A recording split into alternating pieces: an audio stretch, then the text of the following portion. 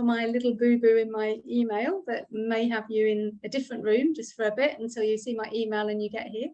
I'm really thrilled to welcome Laurie Carpenos here to this is the final in the series of the Inside Out Transformation Gatherings.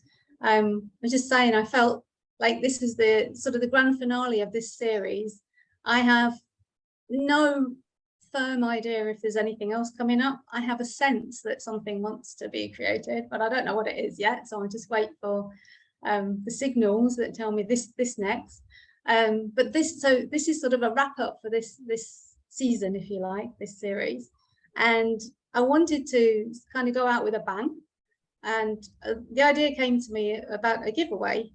And I decided that I would love to send somebody that's joined me for these series. I mean, I'm saying there's been over 350 people signed up to be part of this series, which is wonderful. And not everybody can make it live because of time zones and all that sort of thing. So I would love to offer, send somebody a signed copy of Inside Out Transformation.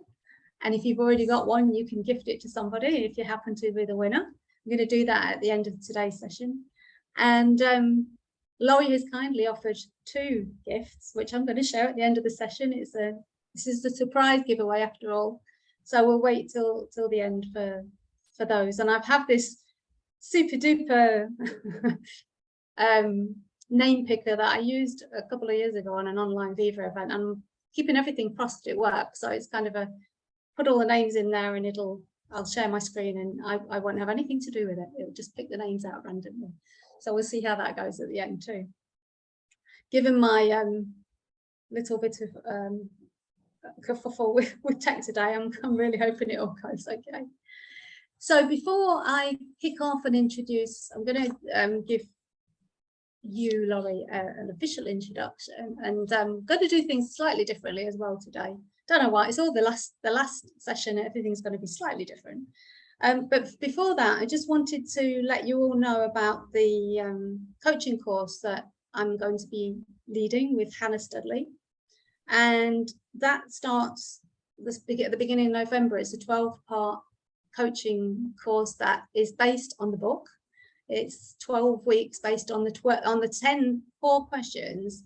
And the idea behind the course is that we're going to read the chapters. And we're going to read between the lines as well.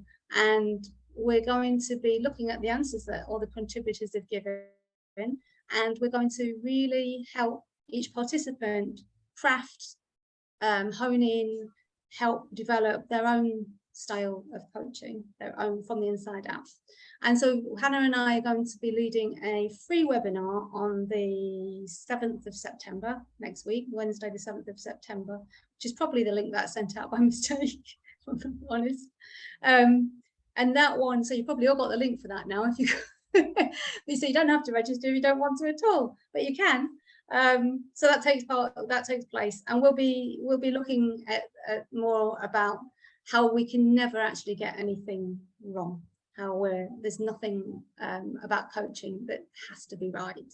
And let's see if Laurie agrees with me on today's session. So that's next week. So quickly moving on then, Laurie Carpenos, who is one of the contributors to the book, has her own books. I didn't realize actually until I was looking at your bio, Laurie, that you have 3, you co-authored one and you've two others out. So that was a surprise to me. So Laurie's the co-author of The Secret of Love, Unlock the Mystery, Unleash the Magic. And then she has 2 other books on her own. One's called It's an Inside Out World, and the other's called Healthy Thinking, Feeling, Doing from the Inside Out. So more about Laurie. Laurie was first exposed to the principles in 1985. She shared the principles in community mental health treatment programs, hospitals, schools, and clinics, and as a family therapist in an inpatient centre for alcohol and drug abuse.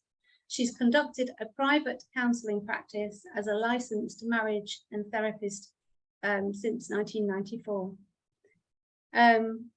So, as I said, I want to just do things slightly differently today. Laurie shared with me that she's been preparing for a new program that she's about to launch, and she has been having some new insights, though, as she shared with me, they might not look like new insights, but they're fresh insights for her. And she wanted to talk a little bit about those first of all, before we dive in. And the other thing that I wanted to shake up is usually we sort of reserve the first half an hour for my interaction, my conversation with my guests. But today I thought, let's just open it up for Q&A right from the start. So if you have a question, please go to the reactions button, look for the raise hand button and raise your hand, and you can have a conversation, ask questions to Laurie, whatever, or insights as after she shared her fresh insights. So Laurie, I'm handing the mic over to you now. Welcome. Thanks so much, Sheila, and thank you to everyone showing up today. And Sheila's right, I love answering questions. So anytime, just raise that digital hand, as Sheila puts it.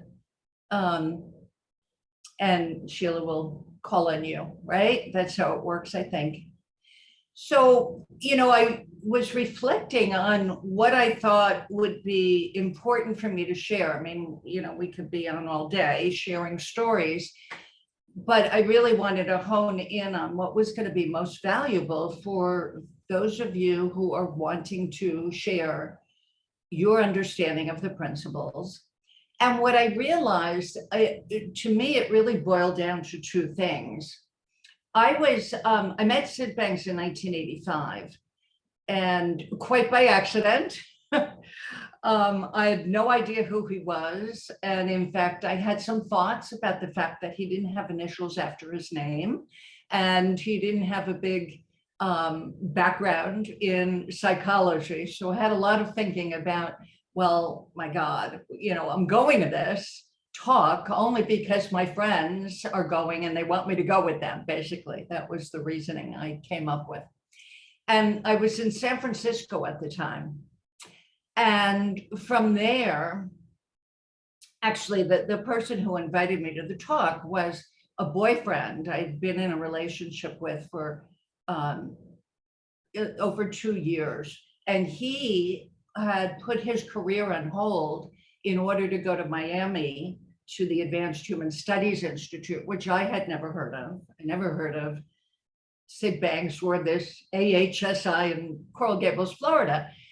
But I had family back on the East Coast, and I thought, well, you know, we've been together over 2 years, and I've wanted to get back to the East Coast, so this is as good a time as any. So I went with him. And he had signed up for the year-long training, and I'll be darned, I signed up for the next year. So I was there for a year, and that's where I met Roger Mills and Rick Suarez and Bill Pettit and just, you know, people whose names you wouldn't even know. But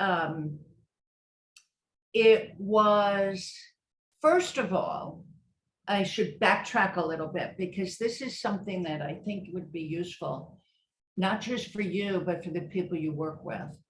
When I first heard people talking about Sid's experience, it was in Rick Suarez's living room. I had just gotten to Florida, and they're talking about this. To me, it sounded like an out-of-body experience that this unknown man, Sidney Banks, had. And honestly, I thought, A, this is a cult who's looking for the first door to, you know, quick exit. B, I thought, they're on drugs. I honestly thought that they're on psychedelics. What are these people? And then I found out, I meet them. One's a psychologist, his brother a surgeon, a psychiatrist, one after the other, a businessman.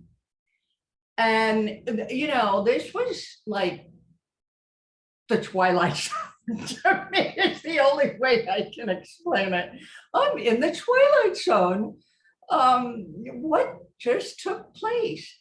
But over time, and I'll tell you what really helped me.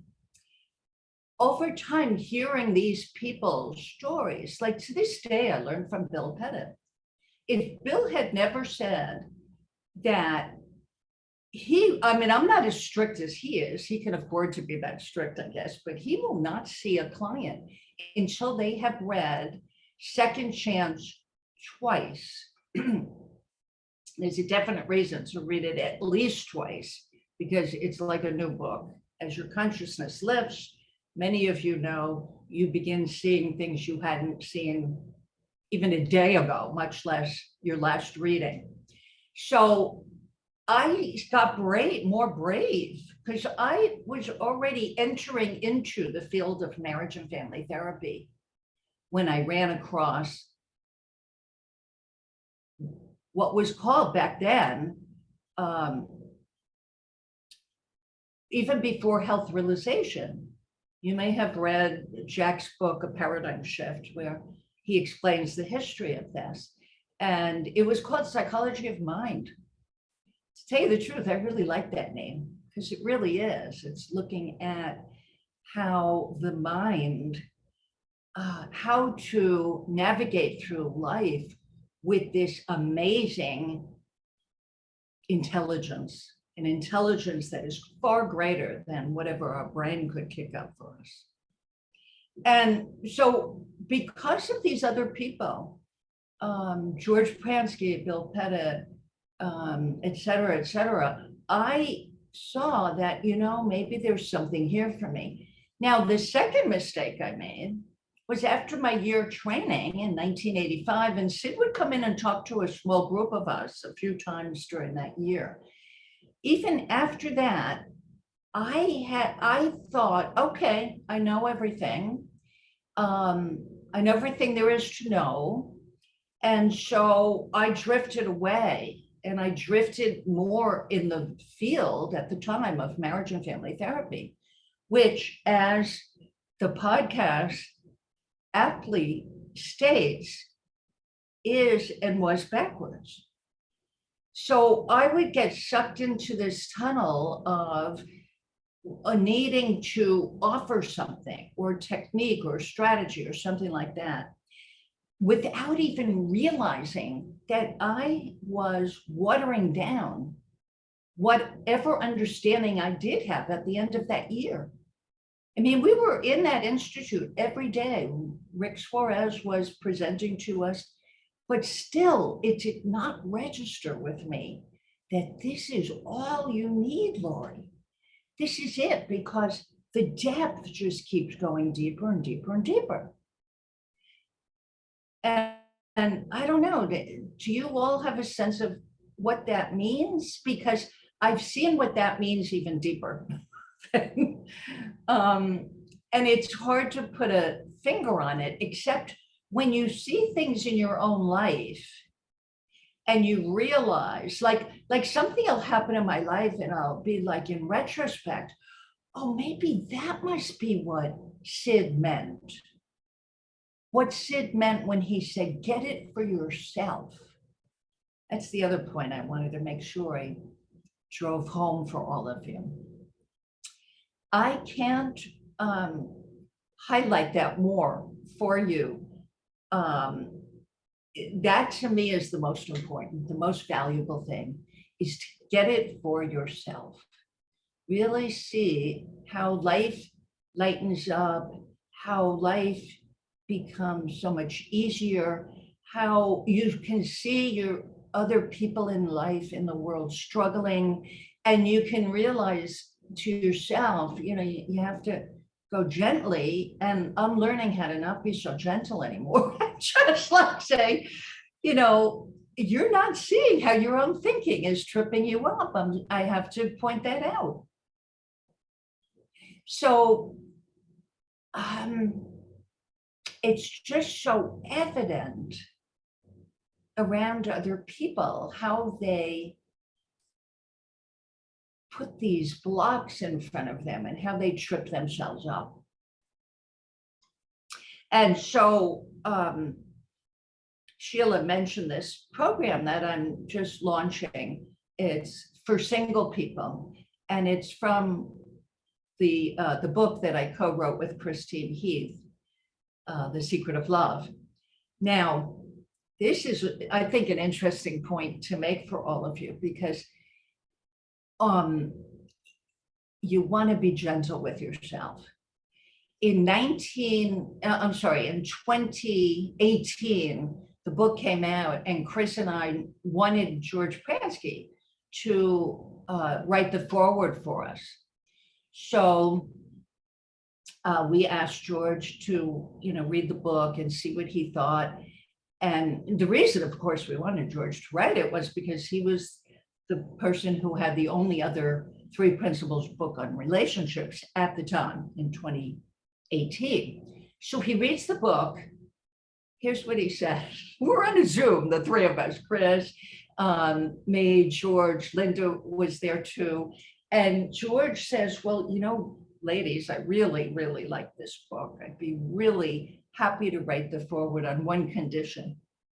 And I'm like waiting, okay, what's the condition? What do we have to rewrite? Because I know how George is just so woo. You just have to really be very, make sure that you're getting across what you need to get across. It's a word for that, but it's not coming to mind. So he says, well, Lori, you have to write your story. I said, well, George, why? I'm the only single person. Everybody else in this book, it's all about couples, and it's for couples. And he said, I don't care, Lori. It'll help a lot of single people. Now, I didn't hear that fully. What I heard was, oh, shoot, I can't believe I have to write my story. What about writing the story? It had 5 different additions to it. It was the hardest one to write, of course. It's easy to write other people's story, I think, for myself, than it is to write your own. So years later, like just a year ago, less than a year ago, I had several people say the same thing to me. And in fact, some of you may know Lynn Counsellors.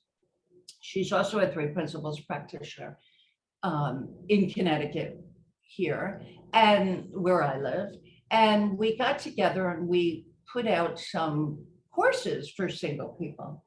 And the things we were hearing, she really said, you've got to, and she loved The Secret of Love. She said, you've really got to create an online course about that, because for single people, because they are really struggling. We would hear things like, this man in his 70s who is panicked that he doesn't want to die alone. He's got to find a partner. And you can imagine how that thinking is just going to keep people fearful of getting too close to this man because he's so needy. And just one story after another. And then I heard George's words, this could help a lot of single people. And then I also realized, well, it's going to keep a lot of people out of my office doing relationship coaching and other marriage and family therapists' offices, because they will know what are the stumbling blocks, how people misunderstand each other in relationships, how people have such separate realities. I once had a man I had been on a few dates with, just a few dates. I mean, this wasn't like even a year-long relationship. And I remember him saying to me, well, Lori, I know you better than you know you. So you can imagine how that would land on me, oh, well, I don't know. Are you walking around in my head? Do you know how I perceive things and see things? But stuff like that, it is so common for people that don't know where their experience is coming from. I mean, you will have thousands of clients because there's no way that we are all going to be able to take care of people who are looking at life as though it's coming at them, that they can't help it. The best they can do is cope with what's happening to them. That's the prevalent thinking of the field. And I don't think it's going to be long. And Sheila, you coming out with this book, I think has really created a marvelous springboard for people to realize there's something here that is not in the outside in world of psychology. So, I get a lot of, and I'm talking too much, I'm aware of that. I want to take some questions, but I'll just say this, that, I see a lot of people who come to me who have been to other therapists, and they come with this litany of diagnoses. Well, I've been diagnosed in this year with bipolar disorder, and in this year with attention deficit disorder, and in this year, like they have it year by year, as though it's their biography and who they are. And so, my biggest challenge, I don't want to say it's a challenge, but it's not a challenge. It's sharing with them that they don't need fixing, that they have an innate health. It's just a matter of accessing that. And, we could say we're all on the continuum of bipolar, right? I mean, who doesn't have moods? That's what bipolar is. And then people get scared in the outside in world. They get scared when they hear that they've got a diagnosis and now they've got to medicate it or deal with it or look out for it, like they're on pins and needles, anxious as anything, that they're going in the direction of mania, like they're always looking over their shoulder to make sure that they're always just looking at themselves, which could cause a lot of ADHD because it's really hard to focus on what's in front of you in the moment if you're worried about how you're doing. So I think I came to the end of that for a moment. No, that's great, Laurie. I love your sense of humour, what you're sharing with us. And thank you for sharing the story about George and the book. That was interesting for me as having had feedback as well on different versions. So Patricia's got her hand up. Patricia, would you like to ask Laurie something? Patricia, where's Patricia? Can you see me? Can you There, see I me? see. Yes. Okay, so Nick and Ellen know, who are on the call, they know what a amazing blind spot I have with regards to men.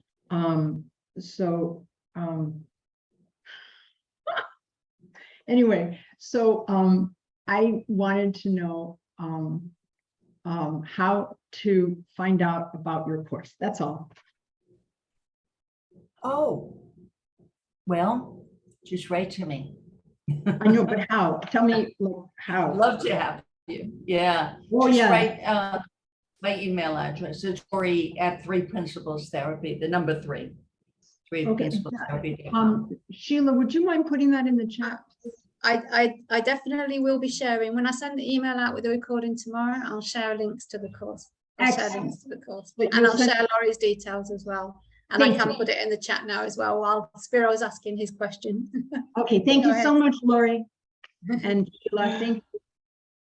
Yeah, sure, Patricia. Yeah, that's a great question.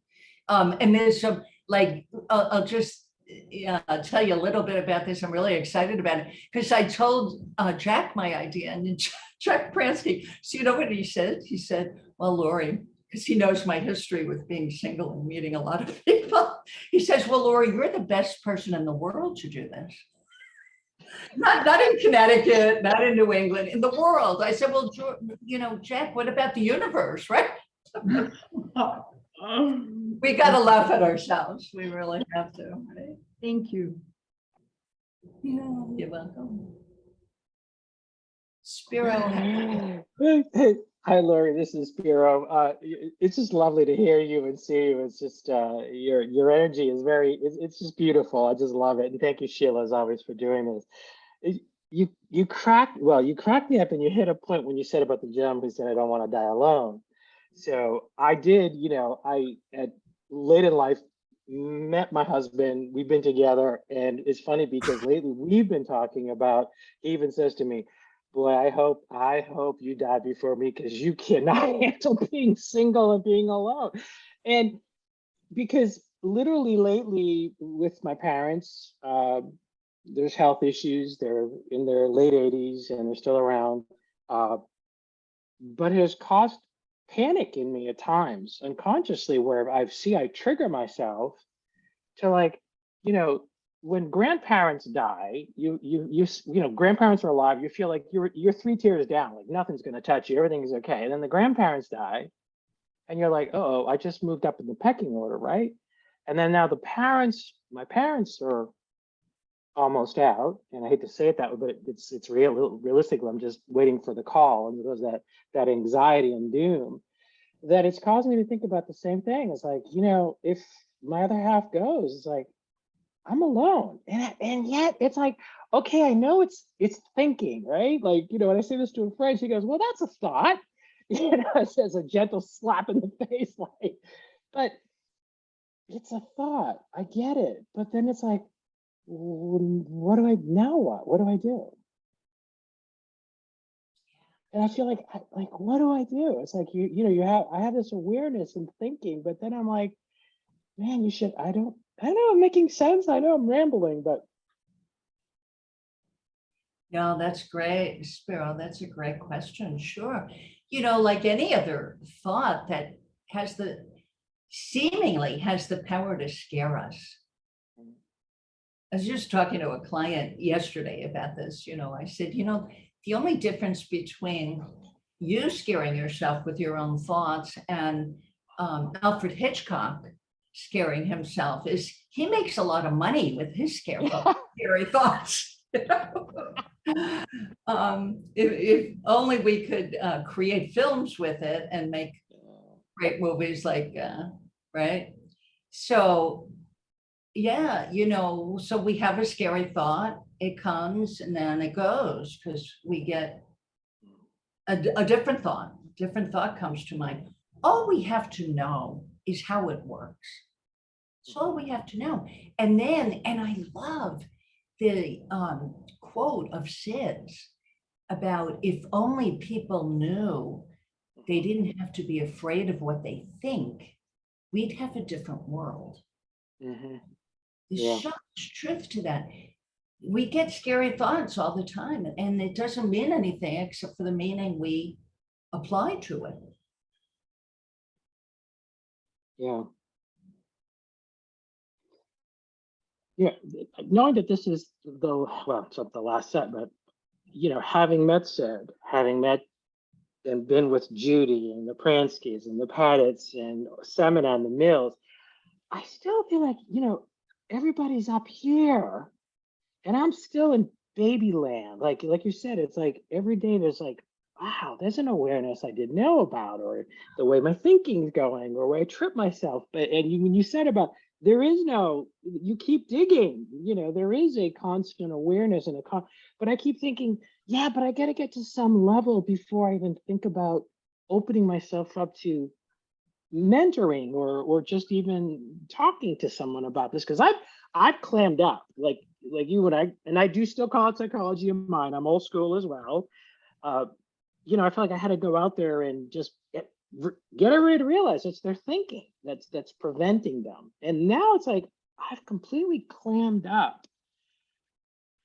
I know that's like a reversal. And I don't know if it's just been, being locked away for a year plus with the COVID scare, but I'm not as open anymore unless somebody, like you said, and I think, you talk as well about listening and people receiving and being open, but I don't know if there's an on off or it just happens when it happens, the sharing.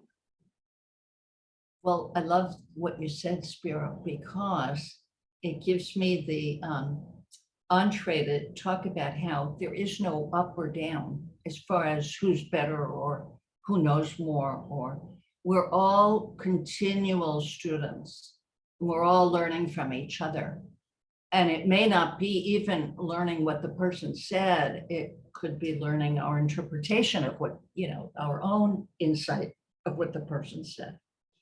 So, that comparison that is so tricky. And believe me, I can say I don't do that now, but boy, it wasn't that long ago that I would do that. And in fact, in many ways, I feel like I'm new on the scene, even though I was introduced to Sid at 1985, because I had been asked if, hey, do you want to speak at conferences? It was not until the second to the last one that was offered in the UK that I said yes. Before that, I was saying, oh, well, if you need me, I'll do it if you need me. I mean, and then I woke up and I realized, well, that's ego. Yeah. Ego is not just thinking you're great, it's also thinking you're not good enough. It's whatever you think about yourself, your personal self. All we have to do is just share what we have come to see. That's it. Just, and with that comes humility, that I'm no better than you, but I came to see that when I get caught up, whatever comes to you, what's coming to me now is I get the feeling of being caught up.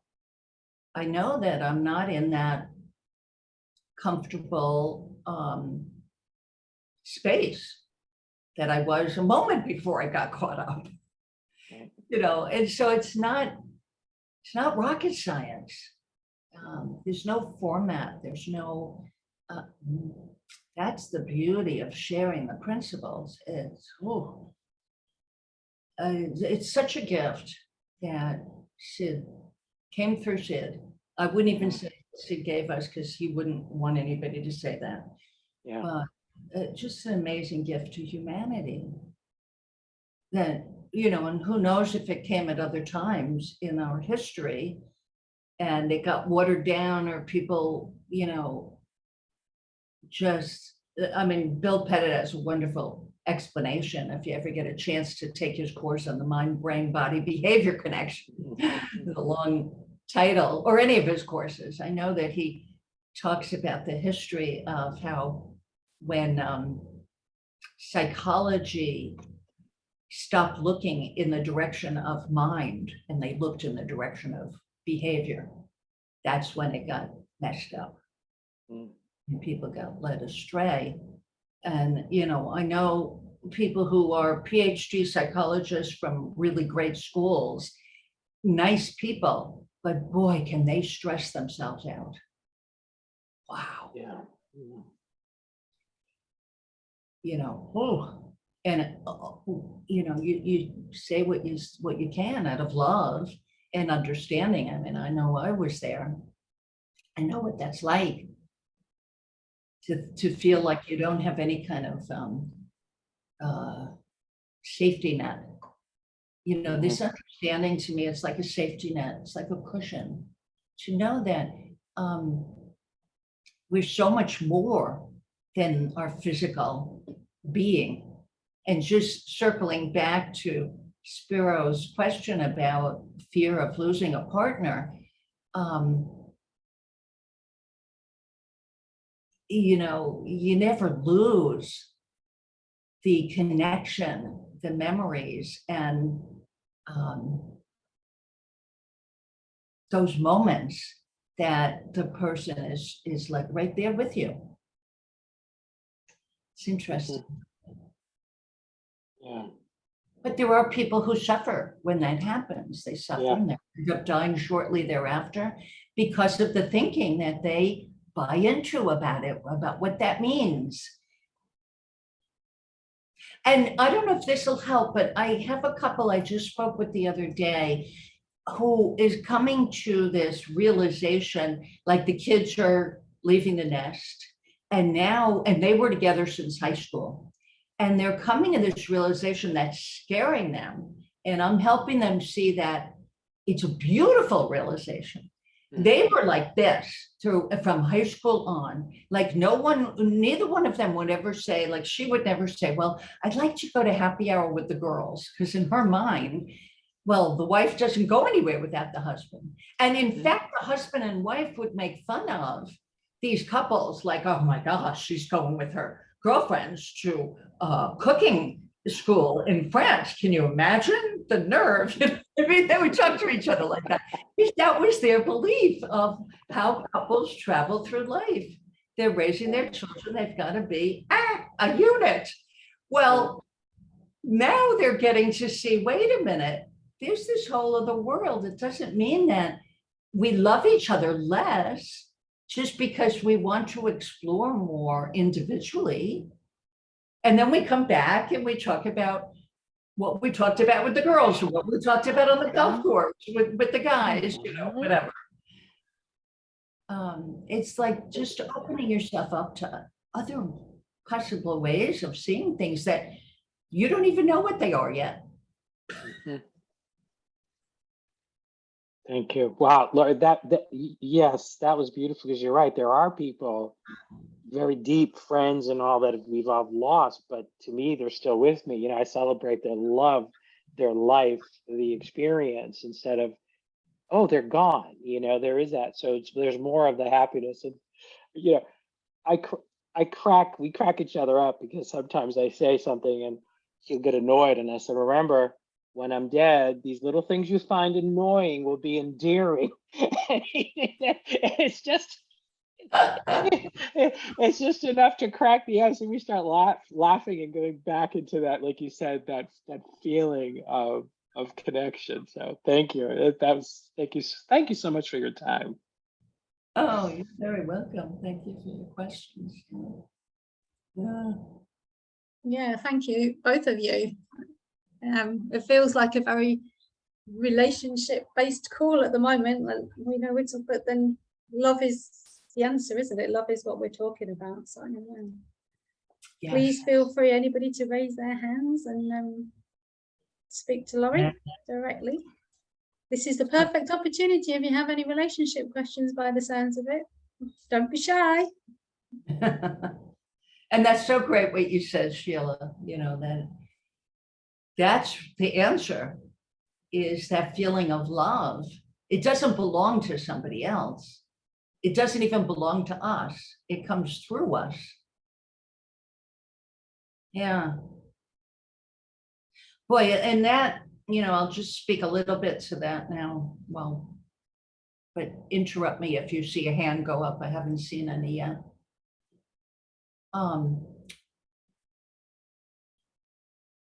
What was it I was going to say? You were talking about love. You were going to talk about something about love. Yes, that it doesn't belong to us, that it is, that's like the backdrop of life, when we're not getting in the way of it, when we're not in judgment thinking, in expectation thinking, in all the criticism. The first, I love the first quote in our book, The Secret of Love, of Sid. The only thing wrong with your relationship is negative thinking. Ooh, that's the truth. Oh, I see a hand up, Jennifer. Yeah, I'm going to interrupt you because Jennifer's put a hand up. Go, Jennifer. Hello. Hi, Laurie. Hi, Sheila. Thank you so much. Laurie, I agree. I love your energy. And I absolutely loved your book, The Secret of Love. And I think what I found really applicable as a single person who actually has no interest in a romantic partnership right now, I found that the book was so powerful for all of my relationships. And although I've been deeply immersing myself in all things three principles for the last sort of 9 months, and I understand that my feelings come from my thinking, the way that you position relationships in the book and how other people's anger, hurt, the things that they may say have nothing to do with you, and it has to do with their thinking. I actually got to experience it with my mother, who is about 81 years old, and she had some issues, and they emerged, and it was the first time that I actually got to sit really quietly and listen to her, and I didn't feel at all that she was upset with me. It was so beautiful to be able to see that it was her thinking. And so I just wanted to raise that as how applicable the way that you talk about relationships in the book is to all of our relationships.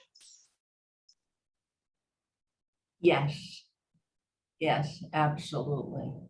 Even our relationship with ourselves, our own thinking. To be so gentle with that as well. That's a beautiful story, Jennifer. I'm so happy to hear that. Yeah. Yeah, thank you for sharing, Jennifer. I think that's a really important point, isn't it? That the truth is, I haven't got your book yet, Laurie, so I haven't had the pleasure of reading it yet. But I'm glad that you shared that, Jennifer, because you know, that it's just, you know, being single, me too, and not really that interested in relationships. So that's a really good referral for me. I think I'll be dipping into that. So thank you for sharing. Ellen has her hand up. She'd like to comment or ask a question. Yeah, hi, Laurie. I am curious about the book. I have someone in my life who, unfortunately, I said or did something that put up a thick wall about the principles.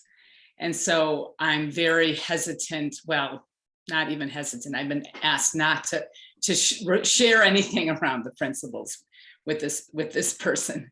So I'm wondering how much, like if I were to get the book and send it to them, would I be violating their request? Like how much principles language or is there any reference to the 3 principles in your book?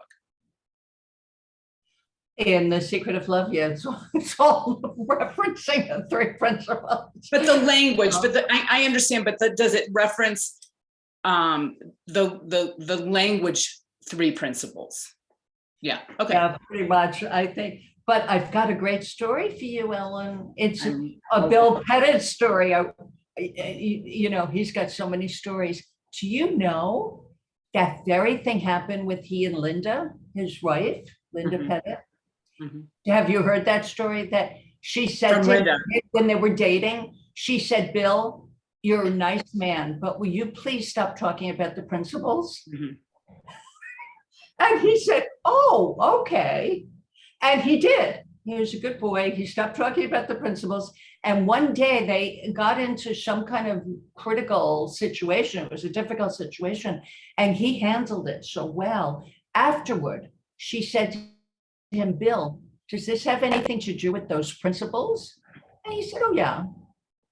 And, you know, the rest is history. She's an outstanding 3 principles teacher.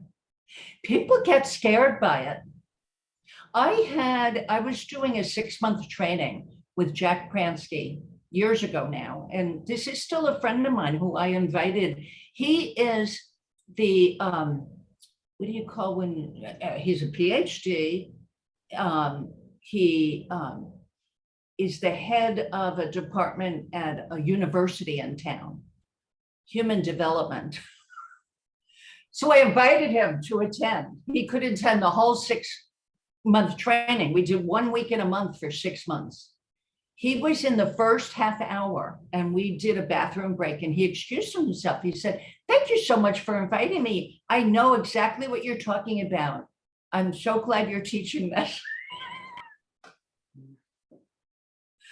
You know, what do you say to that? What do you say? Well, there's a lot more, but I'm sorry you have to go. You know, there's love and understanding. Yeah. People, when they're ready, they're ready. They have so many.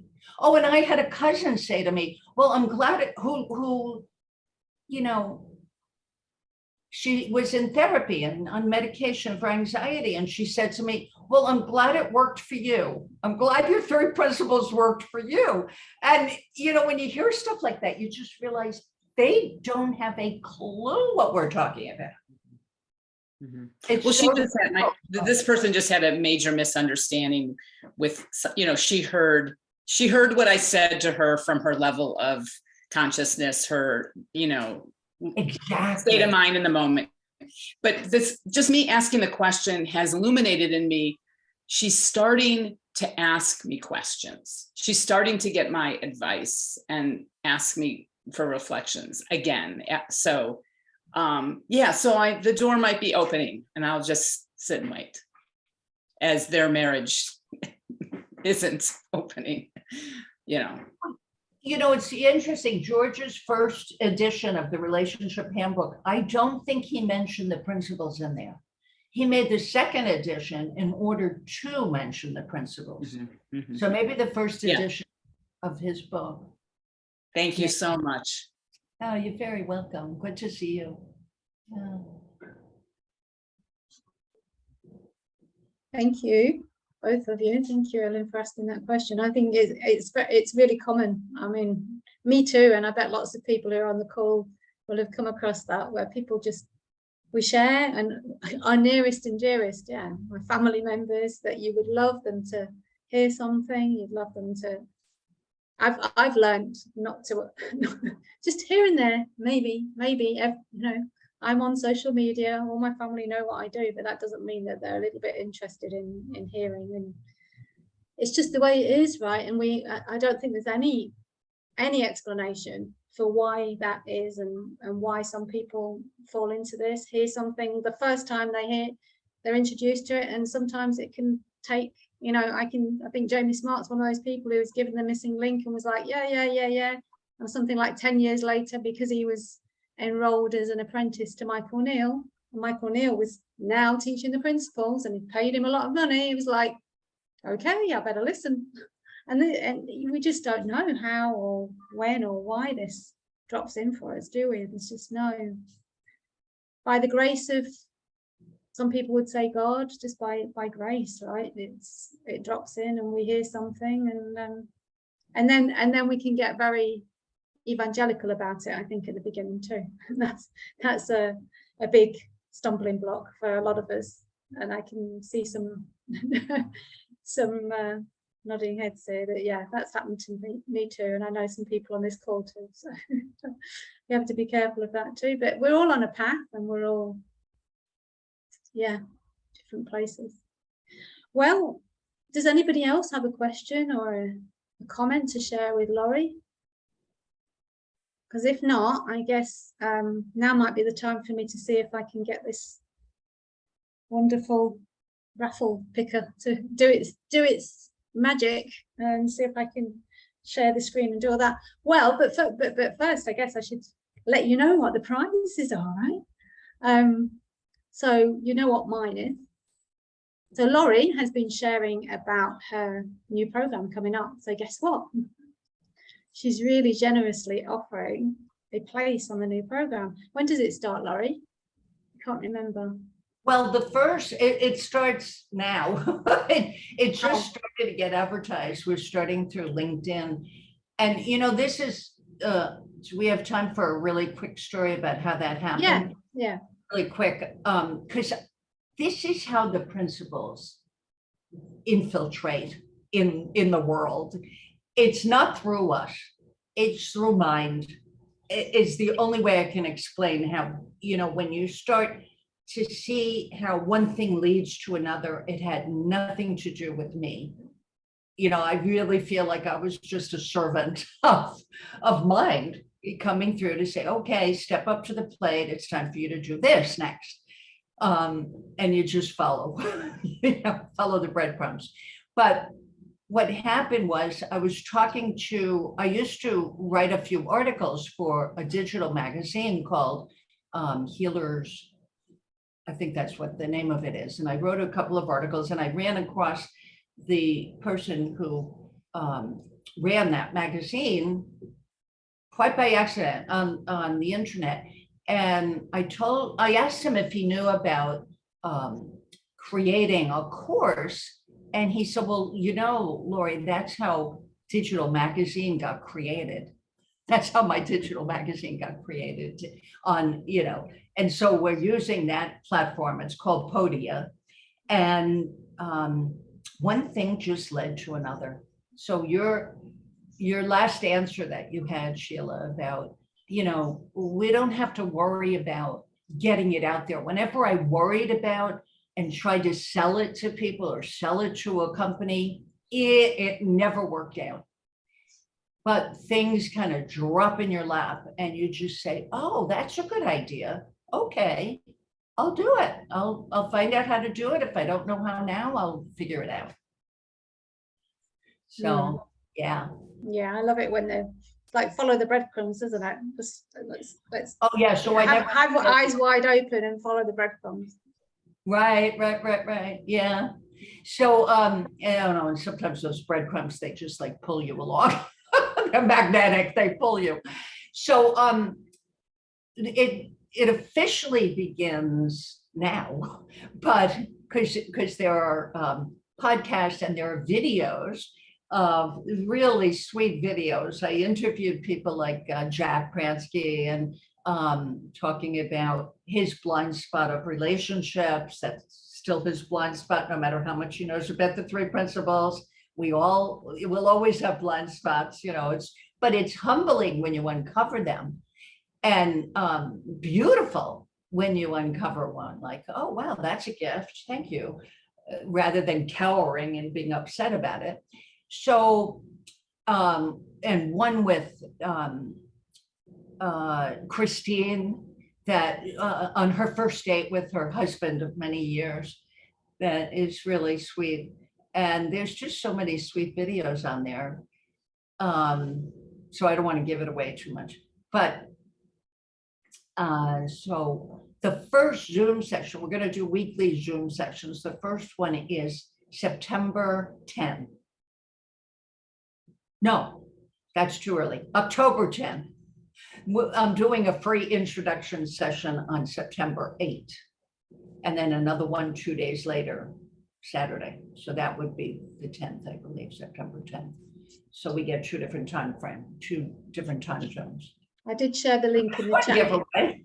Yeah, I shared the link earlier in the chat, so people can go and have a look at the page. So let me see if I can get this share screen. While you're doing that, should I tell them about the other giveaway? Yeah, okay. Okay, so the other one is Mystery School. Some of you are already part of Mystery School. I didn't talk about that, but I like to have my clients read and listen to Sid Banks. I find that really, really helpful. And I'm always reading and listening to Sid. And so I created what I call Mystery School. Linda Pettit helped me with some of the wording for it. And all it is, we meet once, we were meeting once a week until the summertime, and then we backed off to once every 2 weeks. So there's a Zoom session. We get together and talk about our insights from reading and listening to Sid. And I just find it's a nice way to have a group who are interested in staying in the conversation. Those words have been, I think Michael Neal came up with that first, to stay in the conversation. And that's what I missed when I left the Advanced Human Studies Institute in 1985, and I floated off and I got confused and then got pulled back in 1994 when I took George's professional training. And that, right. So we've got two giveaways. We've got one for the Deep Connection program, brand new one, and then we've got one for the Mystery School. So let me see.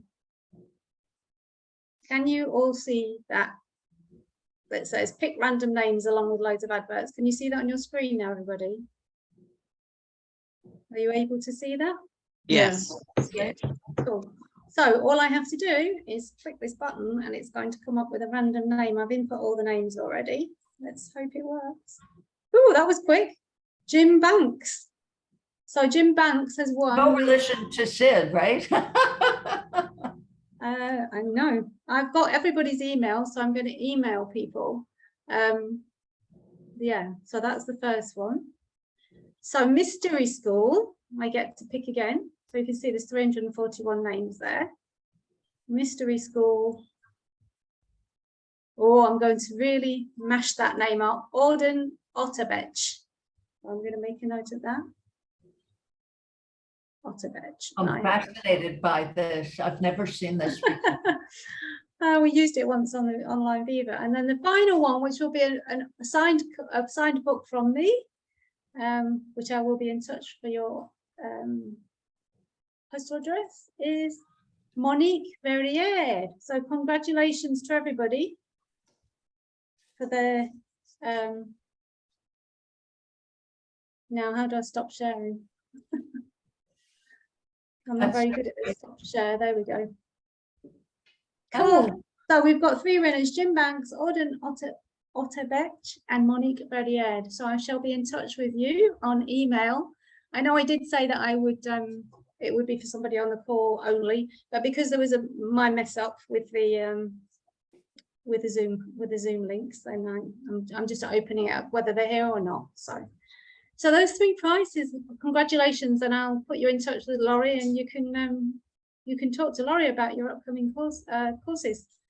I'm a bit jealous. I want to join these courses, Laurie. They sound fantastic. Thank you so much for joining us.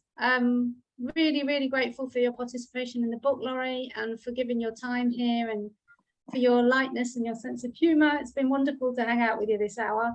And thank you, everybody, for being with me over these 13 weeks. It's been an absolute pleasure, a delight, and I'm hoping that something else reveals itself so we can spend some more time and hang out together. I will send out the recording tomorrow, and there is some people have been asking me, how do I get to see the recordings? I'm guessing that some people's emails are dropping into their spam folders. So a quick tip is, if you go to YouTube and look up Inside Out Transformation, you will find all the recordings on the channel on YouTube, and I will put that link into the email tomorrow, so it makes it really easy. You can go back and find them whenever you want to revisit them. I think there's been some absolute gems shared over the past few weeks with all the people that have been with us. Well worth listening to again, definitely for me. Yeah, so thank you. Thank you, Sheila. Thank you, Laurie. It's been a pleasure. Thank you, everyone, for sharing. We'll see you all soon, I hope. Take care, everybody. Thank you. Bye. Thank you, Laurie. Thank Bye. you. Thank Bye. you.